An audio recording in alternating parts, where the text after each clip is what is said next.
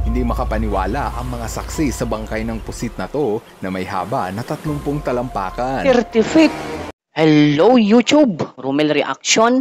Welcome to my channel at may bago tayong i-react ngayon na video mga idol kung saan po ay meron pong napadpad sa tabing dagat at malaking malaking squid. Malaking squid o pusit. Ayan.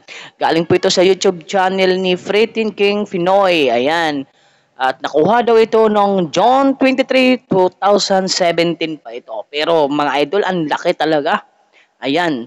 Kung di pa nakapanood dyan, panoorin natin to. At bago yan, mag-subscribe kayo sa ating YouTube channel at palike na rin ang ating video. Maraming salamat.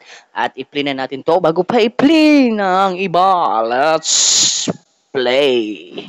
June 23, 2017, nagimbal ang mga residente at ilang turista ng Southern Baja, Yan, makikita natin kung gaano kalaki ang squid. Nilalang na inanod sa dalampasigan. Hindi makapaniwala ang mga saksi sa bangkay ng pusit na to na may haba na 30 talampakan. 30 feet. Ayon sa mga scientist, ang pusit na to ay nanggaling pa sa deep sea o pinakamalalim na parte ng dagat. Okay. Kahit noon pa man, marami ng giant animals ang inanod galing sa deep sea. Sa amin kasi mga idol, maliit pa yan kasi sa amin tumitimbang minsan ng 30 kilos. Ang isa, nakakain din, masarap yun sa adobo kaya nga lang medyo makunat. Kasi sa amin talaga ay tuwing May o kaya ganun mga buwan season yun, kusa na lang yan tumatabi ang mga giant squid sa amin. Ang isa pa nga rito ay mala sea serpent. Okay, ito meron din sa amin na padpad nito. Mula sa kalaliman ng dagat. Ang higanting isda na to ay kayang ito mga idol, meron din napadpad sa amin ito. Itong bago lang, ito 2024 lang napadpad sa amin pero patay na kasi may mga kagat siya sa katawan.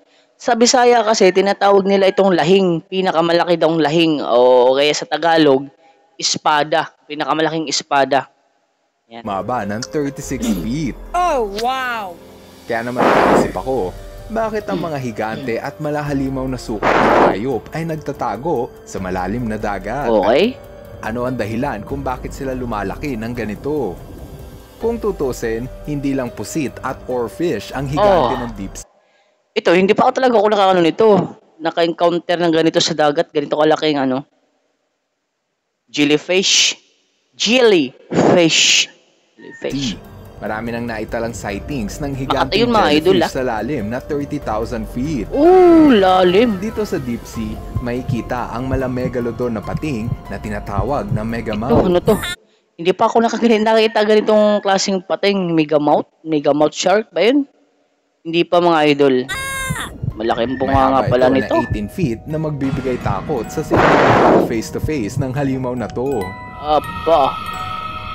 Nakakakilabot isipin na sa tuwing palalim ng palalim ang ating paglalakbay sa dagat, ayan, no? pa-weird ng pa-weird ang mga hayop na pwede mong madiskubre.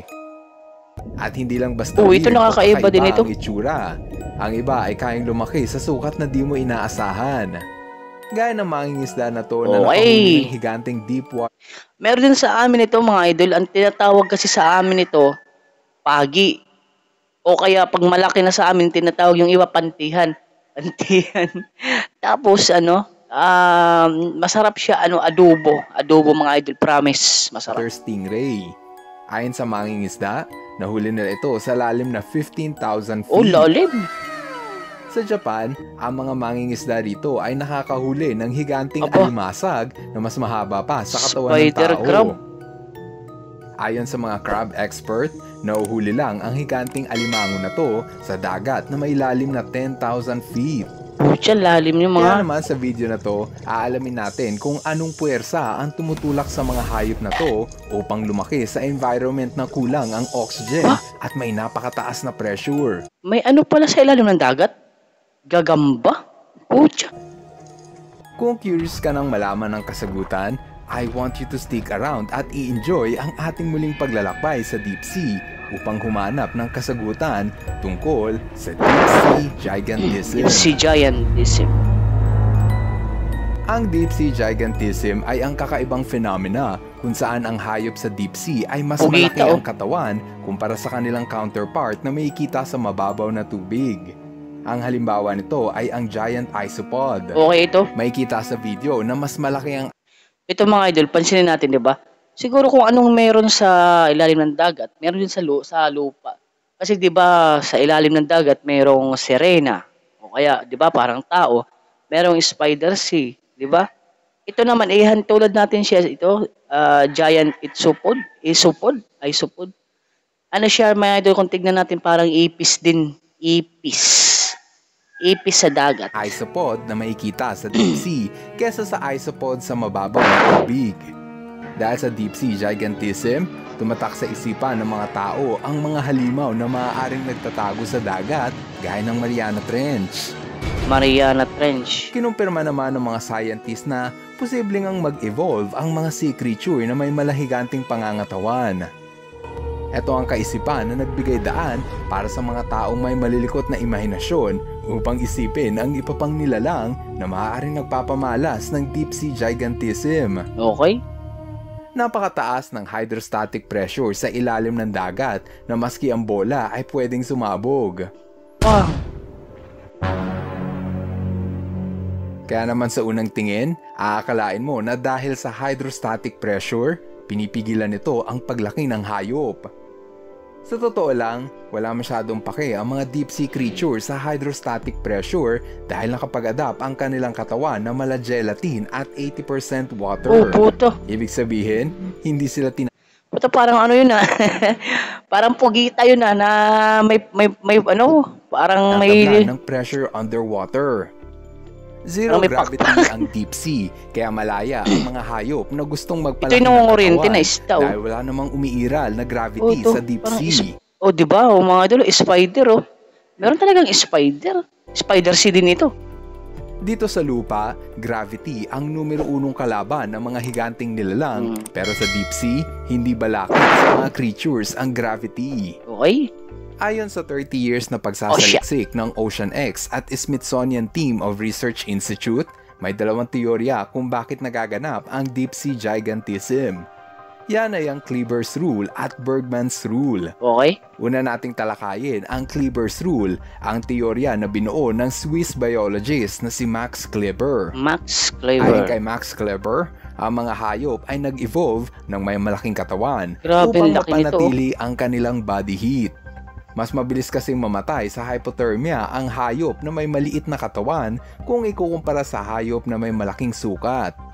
Importante sa mga deep sea creature ang body heat dahil pangontra nila ito sa nagyayelong tubig na kung minsan ay umaabot ng -1 degree Celsius. Okay.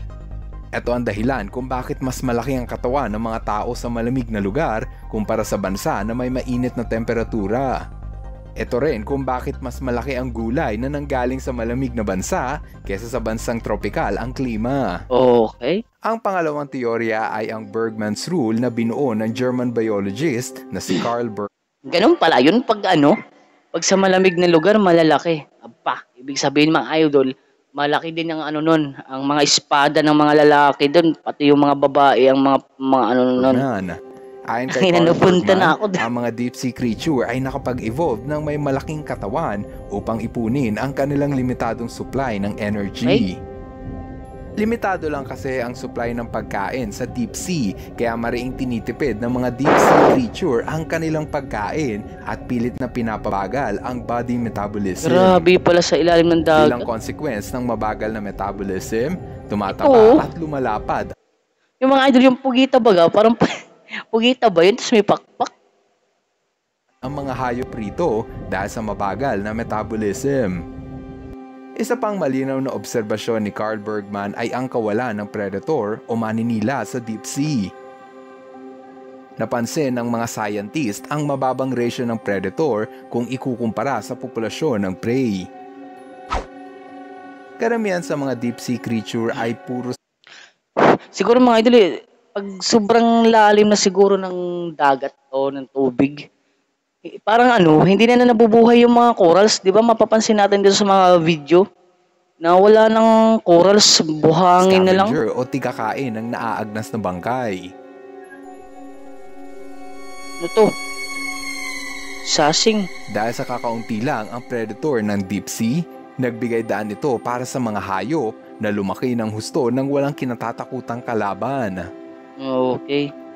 Ganito rin ang parehong teorya sa isla ng Galapagos. Galapagos. Walang Ang laki nito. predator o maninila sa isla na to, kaya ang mga pagong rito ay nakapag-evolve ng may napakalaking katawan. 65 million years ago nang unang tumama ang meteor na nagdulot ng mass extinction. Naging poisonous o nakakalaso ng atmosphere, kaya ang mga hayop na makikita sa shallow water ay napilitang lumipat sa malalim na bahagi ng dagat. Okay.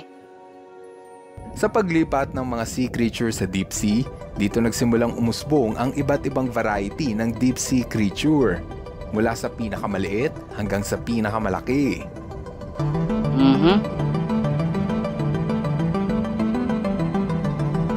Grabe, nakakaamis yung mga mga hayop na dagat sa deep sea pala, no? Siguro hindi lang din sa deep sea, kung hindi din sa ibang lugar na din kung saan parte na malalim na ang dagat, meron din mga gano'n na mga hayop na nakakaiba. Malinaw na sa mundo ng deep sea, bigger is better. Mas malaki ang tsansa ng hayop na makasurvive sa deep sea kung mas malaki ang kanilang katawan. Hindi sila lumaki ng ganito para manakot ng tao. Sa lawak ng ating karagatan, marami pang deep sea giant ang naghihintay na madiskubre. Pero dahil sa patuloy na climate change at global warming, mukhang wala nang magandang bukas para sa mga deep sea giant. Unti-unti nang umiinit ang dagat na maaaring sumira sa maselang balanse ng deep sea ecosystem. Ayon sa mga marine biologists, ang mga higante ng dagat ang pinakaunang maaapektuhan ng global warming. Okay. Kung magkataon, baka tuluyan ng maglaho ang nagtatagong higante ng deep sea na hindi pa natin natutuklasan. Ang exciting talagang pag-aralan ng deep sea, ano? Ikaw, naniniwala ka ba na may undiscovered deep sea giant ang nagtatago sa dagat? I-comment mo na yan sa... Okay. Ganyan pala yung mga idol. Pag sobrang lalim na yung dagat, merong mga hayop na nakakaiba dyan sa ilalim.